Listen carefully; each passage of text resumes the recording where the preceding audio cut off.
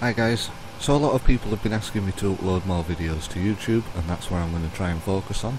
We're going to start off with this video. This one's going to be all to do with the FMC in the PMDG 737 NGX. So let's jump straight to it. Currently parked at gate 12, as you can see if I move the camera up, just there, at Geneva, which is LSGG, Lima Sierra Golf Golf. The flight plan for today is going to be Geneva to Frankfurt, Maine. So, this part of the video I'm just going to focus on the FMC, so that's all we're going to do in this one. The next part of the video will be to get the aircraft started, basically. So, without further ado, let's get to it. Okay, so I slightly changed the configuration of the aircraft just so it's in a state where I can show you more of the FMC. This is basically a boot up screen. It's not being configured, so we're going to do that now. So I'm going to open this screen so we can see it, and all I'm going to do is click on FMC, and we're going to go to POS, and this is our POS init page, and this is basically going to ask us where we are in the world, as last known position is here, which in FSX it's always going to be your current location. So if we really wanted to, we could copy this and put this in the empty boxes here, but we're going to do it a different way. So we're going to go LSGG into reference airport, which is where we are now, and you can see the number is almost identical to the one above. The only difference is the numbers at the end. And as we said before, we're at gate 12. This doesn't work at all airports, but I know it works at this airport. So you can see the bottom number is now exactly the same as the top number, and that's our current position. So we're going to click this button here, and we're going to enter it into the set IRS position. You'll see once we click it, it enters it into what's known as the scratch pad at the bottom. We're going to enter it here. As soon as I click here, this screen should change slightly. This map should disappear, and also this screen here should also change. If I can move that up slightly.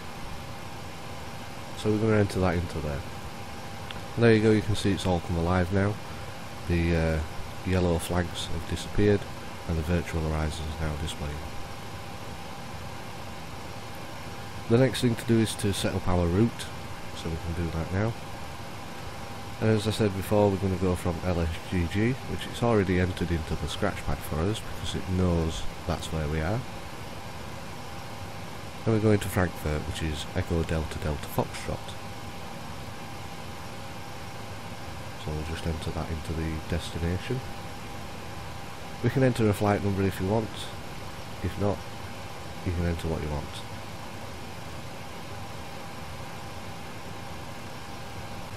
And we're going to be taking off on runway 23, so we can enter runway 23. Again, this doesn't work on all airports, but I know it works for this one. So you can see with this display's changed slightly. We've now got two white lines with a dashed line coming off. This dashed line is what's called an extended centre line, and the two solid lines are actually the runway edge lines. Okay, so moving on, we can now click on our departure and arrival. And as we said, we're going to depart from LSGG, which is Geneva. It's already selected runway 23, but we're going to choose it again. This just gets rid of all the SIDs for runway 05. The SID that we're going to use is Molu 3 Alpha, so we're going to search for that on the next page. Still not on there, so we'll go next page again, and we can see it's there, Molu 3 Alpha. And once we select that, we can click on departure arrival again, and we're going to select EDDF, which is Frankfurt, but we're going to go for our arrival. We're going to land on runway 25 left, so we need to go to next page, and ILS 25 left. Our star is Papa Sierra Alpha 25 Sierra. So we need to go to next page. So we're going to choose this one. We haven't got a transition or anything. If we did, it would send us way off course, but we're just going to carry on. So we'll click on route this time. You can now see we've got activate, so we're going to click on this and we're going to click execute. You can see the little light here is illuminated, so we'll click execute. Next we're going to click on our legs page and we're going to just double check here to make sure we've got no route discontinuities like this one.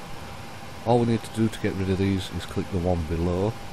You'll see it enters it into the scratch pad, and we're going to bring it up to the one above. We'll go to the next page, and again make sure that you check every single page. You can see there's 4 pages. We're currently on 4 of 4, so I know that they're all gone. So we can click on execute. If I change over the display to plan, zoom out a little bit, you can see this is where we currently are here.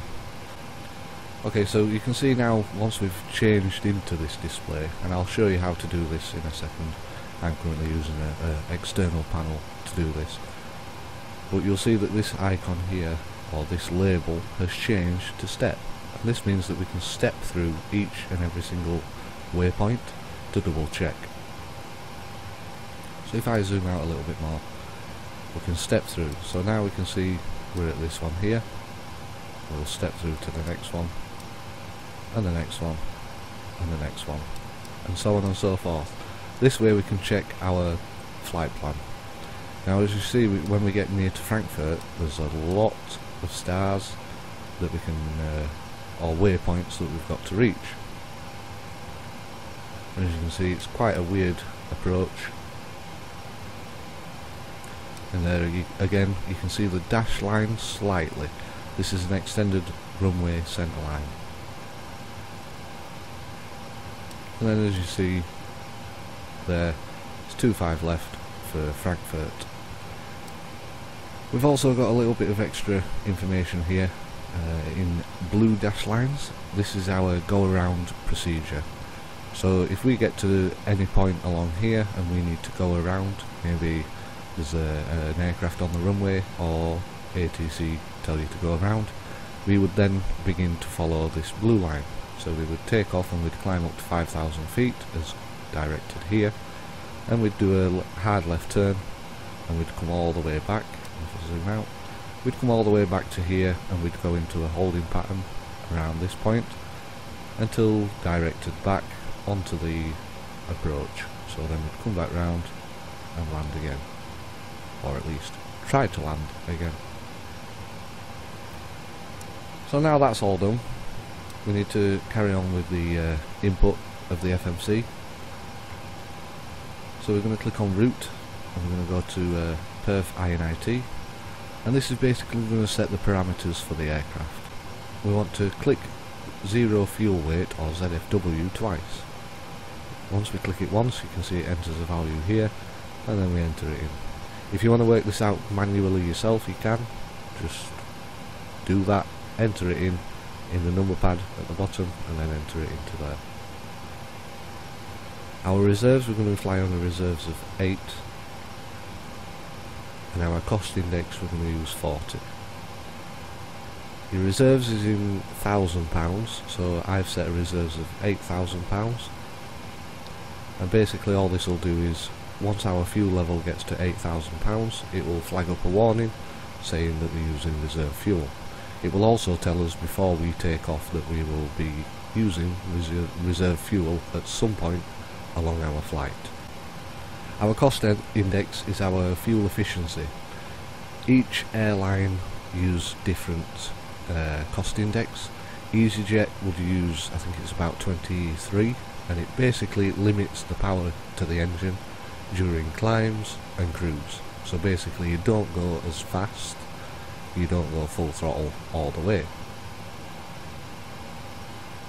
For our cruise altitude, because it's only a let's have a look, 369 nautical mile flight, I'm only going to go up to 22,000 feet. So all we're going to do is 220, and we're going to enter into our trip or cruise altitude.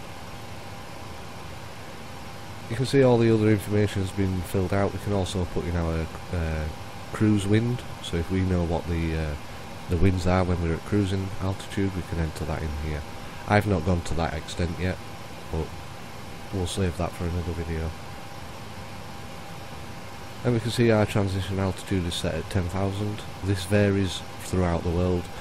America, United States is 18,000. England is 10,000.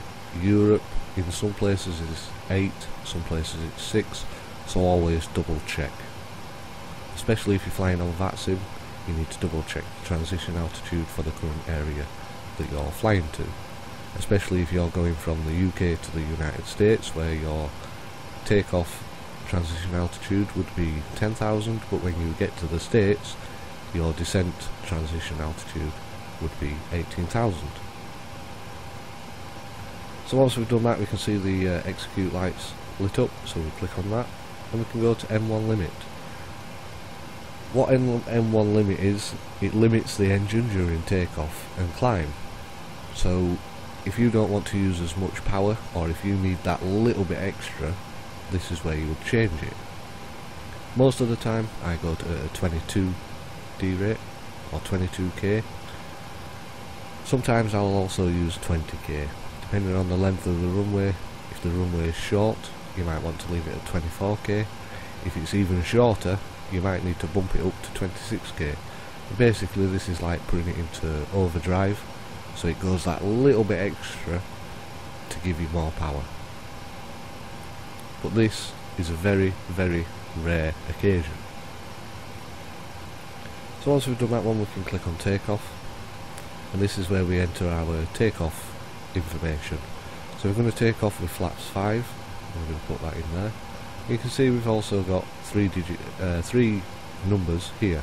These are our quick reference for our V1, V2 and rotate. If you didn't want to use these and you wanted to use your own, feel free to enter your own and then put them into here. You can also turn those off, so you can press QRH off and you'll see that they'll disappear. If you want to use these ones, you can type them in yourself, or you can just click it once and it'll enter it in for you. If you want to use your own, like I said, you can enter your own. So I've entered 125 in there, but it says 122 there, doesn't matter. You can enter your own. Just like that. And the last thing we need to do on this page is double click our CG. And you'll see, enters a value, and then it tells us our trim. And our current trim is 4.88. And this is what we would enter into our trim settings, so that we know we don't need to fight the stick once we take off. So once we've done all of that, your FMC should be almost 100% complete. So we can just double check. If you click on INIT ref, make sure the execute light's not lit. If it is, just execute. We'll double check our route. We can also click on next page just to double check everything. Okay, so I hope you found that little bit of information interesting. Again, sorry for the lack of videos. I will try and upload more as I get a chance. I will be doing this flight from start to finish, so please come back and join me for that next time. Thanks for watching.